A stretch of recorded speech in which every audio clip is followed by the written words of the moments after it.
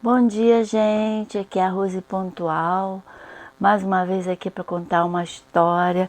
Só que a história hoje que eu vou contar é diferente das que eu venho contando.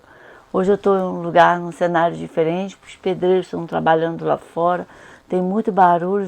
Já tentei fazer na sala um vídeo aqui. Eu estou agora no meu quarto. Tem obra aqui em casa e as pessoas fazem barulho.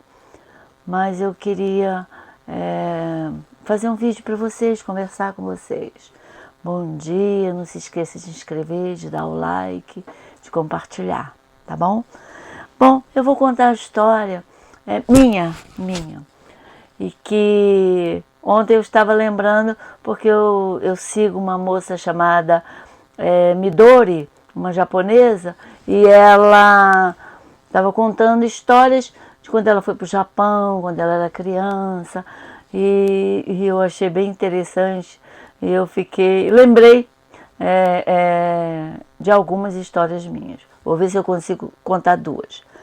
Eu me casei com um jornalista, ele trabalhava na CBF, na época era CBD. E dia 10 de fevereiro de 1972. E, bom, começamos a nossa vida, nós morávamos em Copacabana, depois ele comprou um apartamento no bairro de São Cristóvão e ele falou para mim assim, olha, quando é de noite lá, é de noite mesmo. Eu falei assim, tá bom, tudo bem, eu queria ter a minha casa, né, e era oportunidade, não ia dizer que não. Ele comprou esse apartamento que hoje é do meu filho mais velho. E aí a nossa vida começou, normal como de todo casal. Nós casamos, viajamos para o Nordeste, para a casa dos pais dele, na lua de mel. Na lua de mel ele levou a sobrinha dele de 35 anos. Ela foi junto na lua de mel. Foi um estresse, foi assim, uma coisa erradíssima. E isso fica para depois, eu conto para depois. Mas eu vou contar hoje, eu estou olhando aqui uma colinha, porque eu fiz, e para me lembrar da história do frango. Eu ia fazer um frango, né, assado, cozido, não lembro. E aí eu desci, fui na rua, tinha uma quitanda que vendia frango vivo. Comprei um frango vivo e levei para casa. E aí, vocês podem imaginar, tinha que matar o frango.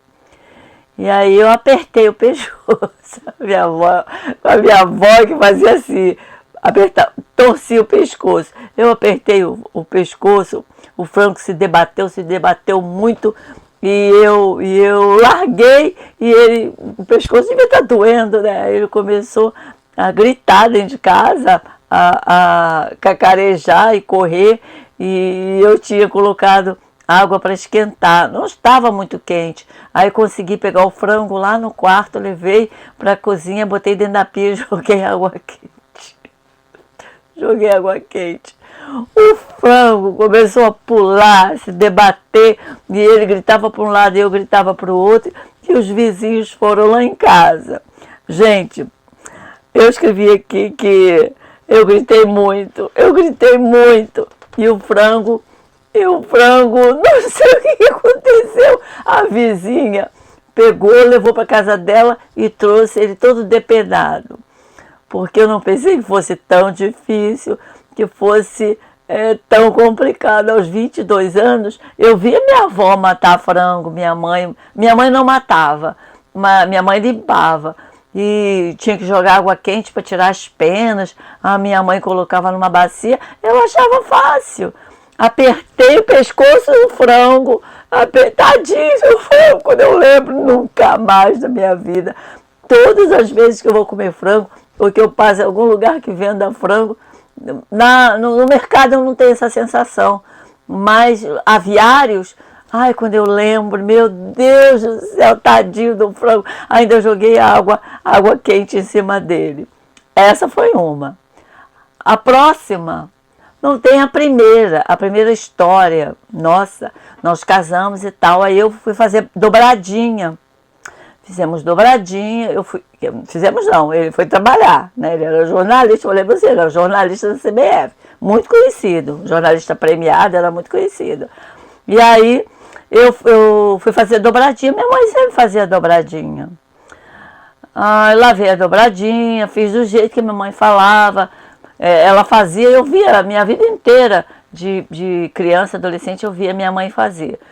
E cozinhei a dobradinha, botei batata, ele chegou do trabalho 6 horas, daí botei a dobradinha, fomos jantar, olha, lá para tantas horas, ele acordou com dores, e eu também estava com dores, eu não falei nada, mas eu estava com dor no estômago, fomos parar no hospital, no Souza Guiar, ele tinha um amigo médico, era um ortopedista, Dr. Lídio Toledo, todo mundo lembra, Dr. Lídio Toledo, era ortopedista, mas atendia gente. Aí fomos lá e nós estávamos os dois intoxicados.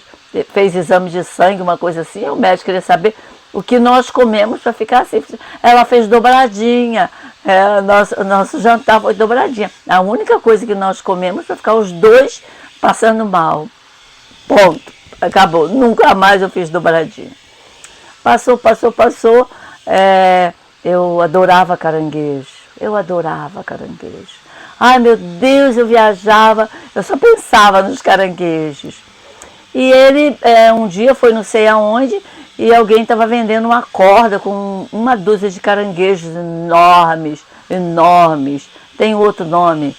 Ele, grandão assim, enormes, gigantes. E ele chegou em casa todo feliz com aquela corda de caranguejo para mim. Botou dentro do tanque. Aí eu abri a torneira e tudo, estavam lá amarrados. Eu caí na asneira de soltar as amarras, gente. Botei uma panela grandona no fogo para ferver. Não lembro se eu temperei a água, nem nada, só que era um panelão grandão, sabe? Botei aquele panelão grandão para ferver. E aí eu fui pegar os caranguejos. Peguei um, peguei outro, botei na pia e comecei a jogar dentro da panela. À medida que eu jogava, o caranguejo ficava desesperado, subia pela panela e queria fugir.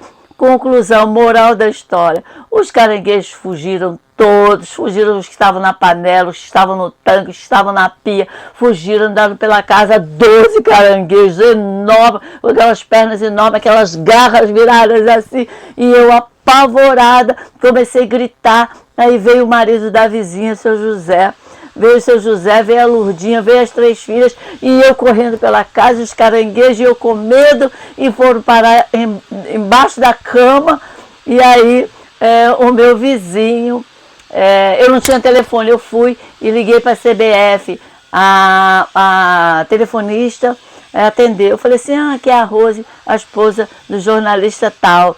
Aí, ele foi para a Granja Comari, peraí que eu vou ligar para lá. Ela falou, o que aconteceu? Aconteceu isso.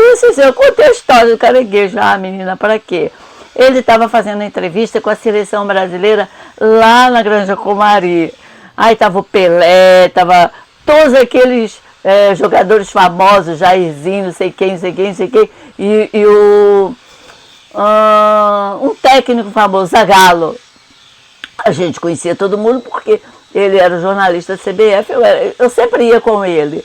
Aí a telefonista ligou para o telefonista da Granja Comari e disse, olha, está na linha a esposa do jornalista fulano de tal, e os caranguejos fugiram e ela está apavorada, os vizinhos estão na casa dela e ela está apavorada aos gritos, porque os caranguejos fugiram da panela, do tanque, não sei de onde.